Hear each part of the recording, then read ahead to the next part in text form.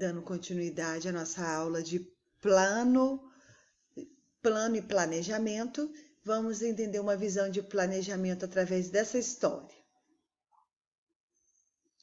Era uma vez um caçador que contratou um feiticeiro para ajudá-lo a conseguir alguma coisa que lhe pudesse facilitar o seu trabalho nas caçadas. Depois de alguns dias, o feiticeiro entregou uma flauta mágica que, ao ser tocada, enfeitiçava os animais, fazendo-os dançar. Deste modo, o caçador teria facilidade à sua ação. O caçador teria facilitada a sua ação. Entusiasmado com o instrumento, o caçador organizou uma caravana, convidando 2 outros amigos caçadores para a África. Logo no primeiro dia da caçada, o grupo se deparou com um feroz tigre.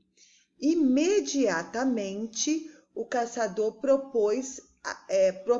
pôs-se a tocar a flauta e, milagrosamente, o tigre, que já estava próximo de um dos seus amigos, começou a dançar e foi fuzilado a queima-roupa. Horas depois, a caravana foi atacada por um leopardo que saltava de uma árvore. Ao som da flauta, o animal transformou-se, ficando manso e dançou. Os caçadores não hesitaram e mataram-no com vários tiros. E foi assim, a flauta sendo tocada, os animais ferozes dançando e os caçadores matando. Ao final de um dia, o grupo encontrou pela frente um leão faminto. A flauta soou, mas o leão não dançou. Ao contrário, atacou um dos amigos do caçador. Logo depois, devorou o segundo. Ao tocar desesperadamente, fazia soar as notas musicais, mas sem resultado algum. O leão não dançava. Enquanto tocava, o caçador foi devorado. 2 macacos em cima de uma árvore próxima a tudo assistiam. Um deles observou com sabedoria. Eu sabia que eles iam se dar mal quando encontrasse um surdinho. Moral da história: não confie cegamente nos métodos que sempre deram certo. Um dia pode falhar. Tenha sempre planos de contingência. Estamos vivendo isso aí. Prepare alternativas para situações imprevistas. Preveja tudo que pode dar errado e prepare-se. Esteja atento às mudanças e não espere as dificuldades agir. Cuidado com o leão surdo. Então, gente, eu trouxe essa história para ilustrar um pouco sobre plano e planejamento, na questão que muitas das vezes a gente confia demais naquilo que a gente faz, ou no método, ou numa metodologia, e nem sempre aquilo que a gente acredita que seja, que estamos fazendo, está no melhor caminho. As coisas mudam constantemente, as coisas se renovam, as crianças que chegam na nossa mão não são as crianças que nós fomos, e isso tem uma grande diferença. As crianças de hoje em dia, elas não estão mais agitadas, elas não são mais desobedientes, como o discurso de muitos professores. As crianças de hoje em dia, elas têm mais acesso à informação. E ela tendo mais acesso à informação, ela produz mais conhecimento. E ela produzindo mais conhecimento, ela acaba não aceitando a forma, que a gente vem dando ali, os métodos que a gente vem usando desde o tempo da carochinha. Então a gente tem que estar preparado para as mudanças, a gente tem que estar antenado. Agora aqui falando dos professores, estava vendo uma reportagem hoje falando que 93% dos professores não estão preparados ou adaptados para dar aula remota. É evidente, a gente tem um monte de porquês, a gente não nasceu na Na era da tecnologia, ela entrou na nossa vida. Nós não nascemos tocando, digitando, nós nascemos escrevendo em livro, fazendo aqueles livrinhos, né, gente? Aqueles livrinhos aquelas perguntas e respostas, meninas aí vão lembrar. Qual o teu nome, qual a tua cor, qual o seu namorado, o que você quer ser? Lembra aqueles livrinhos de pergunta e resposta que a gente tinha que passar o recreio todo fazendo aquelas perguntas e respostas? Hoje em dia, eles só apertam a tecla, vão para todo quanto é lugar.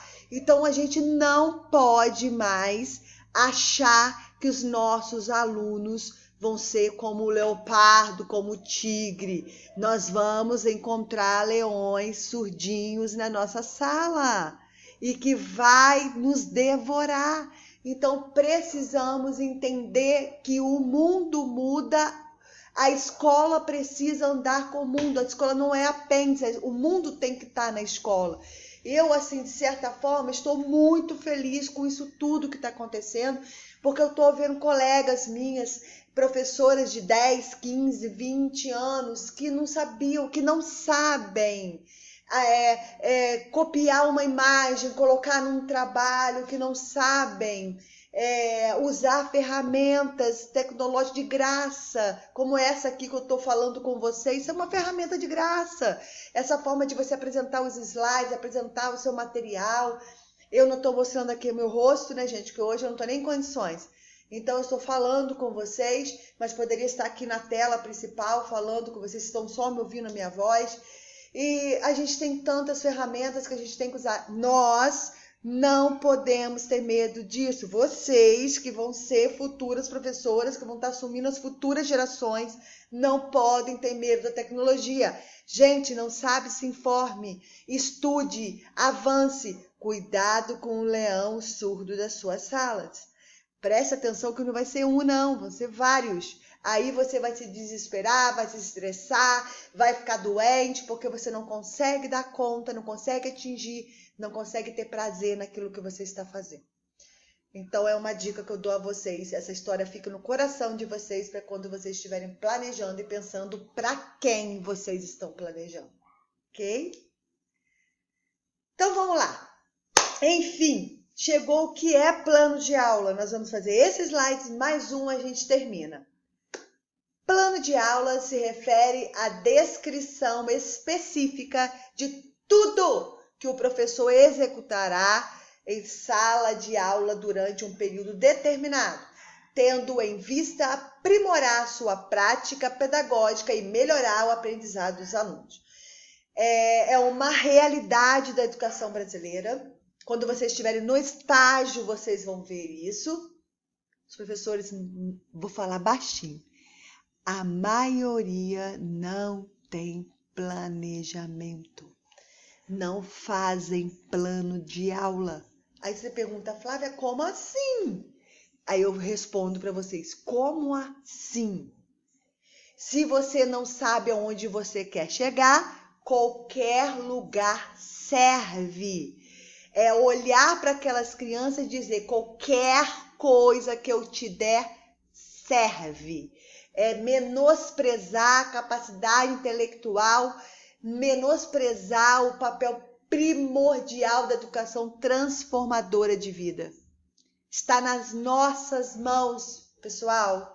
Não está nas mãos da coordenadora, da diretora, dos pais, está nas nossas mãos. Nós podemos sim, quando nós planejamos uma aula, que seja uma aula que venha transformar a vida dos seus alunos dia após dia, a pensar na questão, todas as questões que implicam bom planejamento. Então, não olhe, por favor, não olhe o redor, o que está ao seu redor, não olhe o sistema. Se você olhar o sistema, você não faz nenhum plano. Se você olhar o sistema, você vai entregar atestado médico toda semana e não vai trabalhar, vai ter alguém para cobrir você lá. Se você olhar o sistema, vai ser dolorido você ficar 25 anos num lugar que você não queria estar. Mas se é sua vocação, faça o melhor. E eu garanto que vocês serão recompensados por isso. Então, vamos continuar.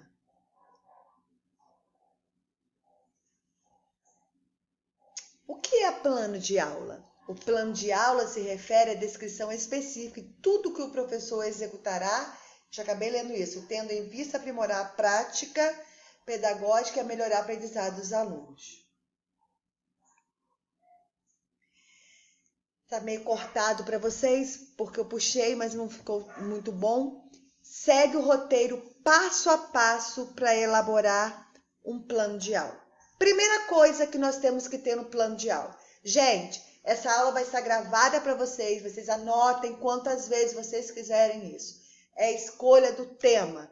Como assim, Flávia? Você vai dar aula de história, geografia, ciências, artes, inglês. Bom, inglês não, né? Qualquer aula que você for dar, existe um tema e esse tema, ele tem vários subtemas. Vou dar um exemplo para vocês. Um tema principal. O tema principal, ou seja, a unidade principal que eu vou trabalhar nesse bimestre com uma turma de 4º ano é a alimentação. Quando eu falo no tema alimentação, eu estou pensando em N possibilidades. Eu estou pensando nos tipos de alimento, nos tipos de nutrientes, né? Eu estou pensando no sistema digestório, aí já na parte mais de ciência, tudo é ciência no caso. Eu estou pensando sobre alimentação e saúde, o que está relacionado à alimentação e doenças, né? Eu estou pensando no processo de industrialização dos alimentos. Eu estou pensando na pirâmide alimentar, que é a base de uma alimentação saudável. Vocês estão vendo que eu estou falando vários subtemas do tema alimentação? Eu estou falando sobre desperdício de alimentos, de alimentação. Eu posso estar falando de fome. Eu posso abrir mais o meu planejamento, o meu tema alimentação. Enfim, se o tema for alimentação, eu vou ver quantas aulas semanais de ciência ou ciência e história ou ciências e língua portuguesa ou ciências e matemática que vai incluir o tema alimentação. E eu não vou simplesmente dizer alimentação é isso, aquilo, acabou. Não. Então, olha só, toda aula precisa de um tema principal, que deverá ser minuciosamente desdobrado.